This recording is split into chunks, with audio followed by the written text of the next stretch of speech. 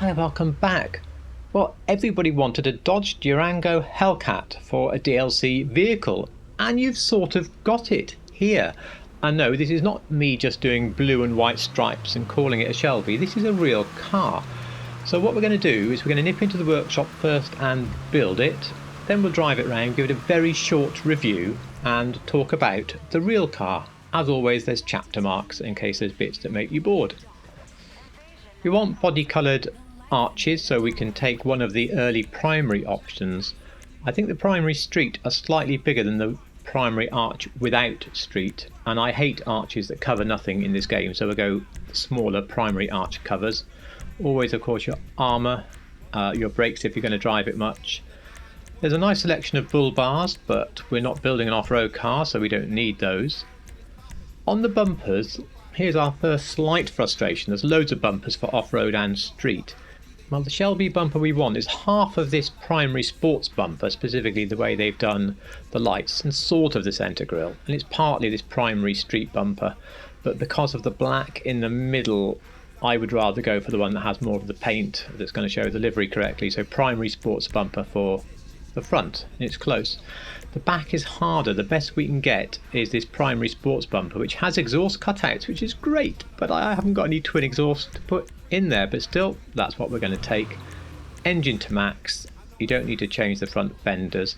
Now the grille, this is great. You can have the primary painted grille, which we needed, and on the hood there's quite a selection. There's the Challenger hood there, which is amusing, but as you go on down you get this primary twin inlet hood, and that is pretty close to the hood we want.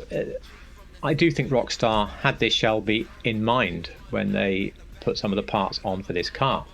Moving on to the headlights, I'm not sure that this would have had xenons in the late 90s, so I'm going with the stock lights. Correct me down below if I'm wrong. For the liveries, I think we need to see the correct paint colour. Now, I have not made a crew colour, and I honestly think you could get a little bit closer if you made one. That's up to you. There's probably a good one somewhere on GTAcolours.com. But obviously we're going to look for one of the blues. Now, the racing blue is not far off. I think it's perhaps a little on the bright side. The other one that's quite close is blue, but standard blue is a little rich. Dark blue is definitely too dark, so I'm going back for a metallic racing blue. And as far as the pearlescent goes, I think I'll just pick whatever comes with it. I mean, racing blue looks okay. You could go for slightly lighter ones, but we'll stick with that. Secondary doesn't matter. The black on the side and the black part of the bumper option I didn't like are black regardless of what colour you choose for the secondary. For the roof, I couldn't see an aerial on the roof of the car we're building, and we don't want the other things. For a skirt, we want quite a bold skirt, and the primary sport steps, as they call them, they're more of a skirt and the steps. They seem to work pretty well.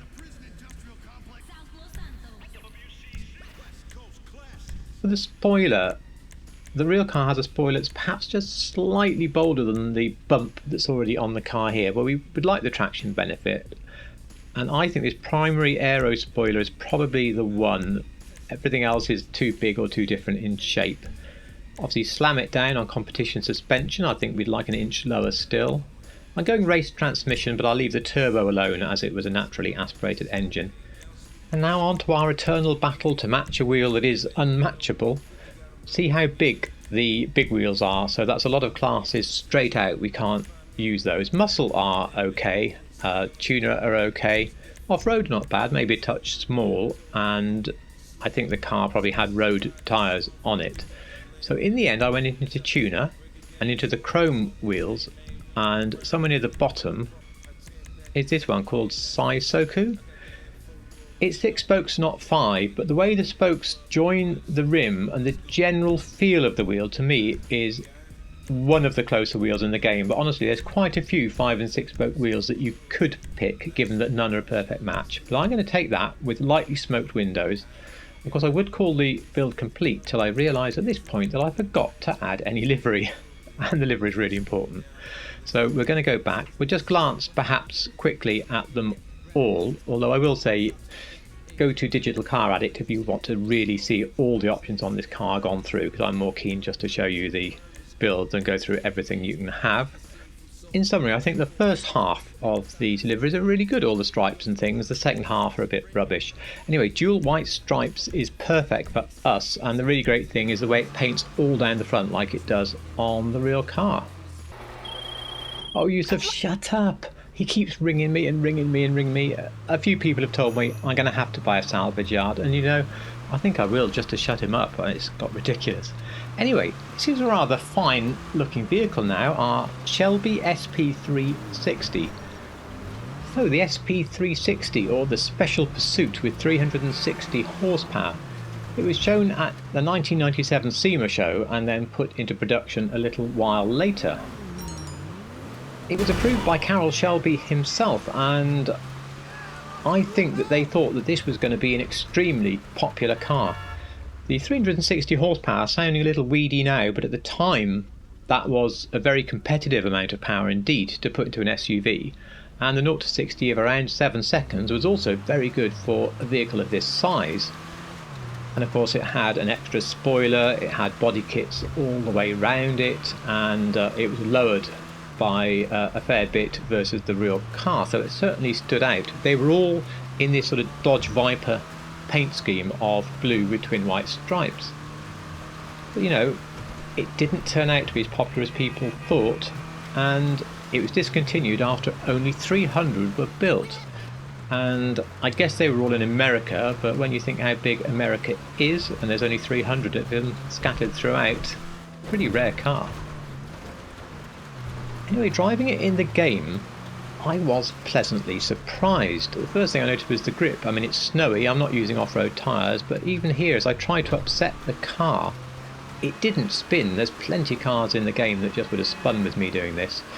So I was very impressed with the amount of grip. It brakes very well indeed.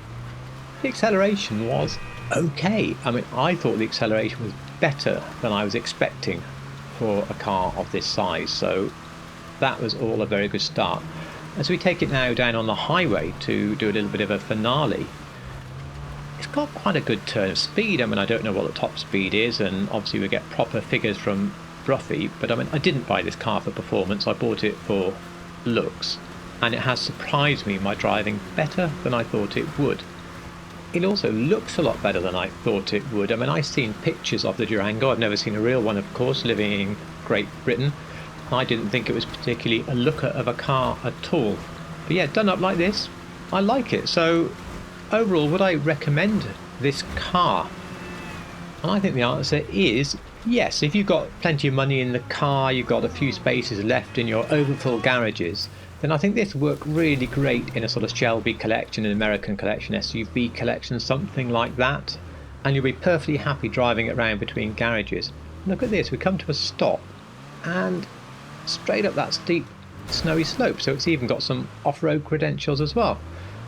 So yeah, I absolutely would suggest buying this car. I would not suggest an impromptu, ill-considered test of its submerging abilities, because this turned out to be a beach with quite a steep shelf, and I thought I was going to make it, but it cost me $17,000, so don't do that. Anyways, we watch a few defiant last sparks, or maybe it's a graphics glitch on my car. I hope you've enjoyed the build. I think it's really good to be able to do a limited edition Shelby on here, and I thank Rockstar for giving us the parts so that we can sort of have our Hellcat. As always, please like it if you liked it, dislike it if you didn't, leave me a lovely comment, and subscribe if you like real cars in GTA, because that's what the channel is all about. I hope I get another video out before Christmas, but if I don't, I'd like to wish a very happy Christmas to those of you who celebrate Christmas, and thank you so much for watching.